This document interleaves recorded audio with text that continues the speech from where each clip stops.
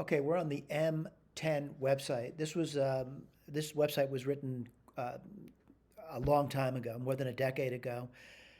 What I want to claim though is that this was something that was, I thought was important at Escana College. I was a big participant in getting the school to move towards providing students at Escana College an opportunity to learn, at least in the STEM-related careers, learn software that's professionally used. And Mathematic at that time was certainly at the top of the game. It still is, by the way. It's still a great product.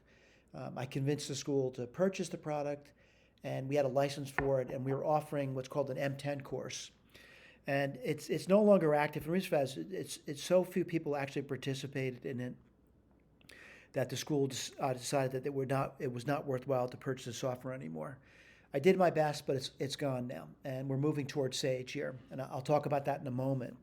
But if you want to, you can at least look at the historical reference here, and we did um, offer an online course in this. It was not for credit though, unfortunately, because I think the powers that be that Essex County College felt pretty bad that I wasn't offering a more basic course, which would have higher enrollment. I kind of agree with them.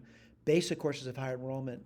My intent, though, at Essex is really to prepare um, our students to move forward into careers um, that have consequence. And what I mean by that, they're entering into a career that really does require an education, and an education is something that you give yourself by study, and that's what this whole intent was. But again, if you look, you might want to look for historical reason. The project over here, Project One, would open up a PDF file. You could look at that if you want, and students had to work through that. Right? They had to work through that. So it's on a Project One, Project Two, Project Three, Project Four, Project Five, and then it culminated at the end of the semester after the students have worked through all those projects into a final exam.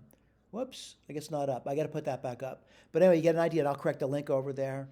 We were using ngrade at the time. We're no longer using ngrade time. Some of the employees here are no longer here. For example, Lacey has moved on to a different institution. I'm still at Escana College.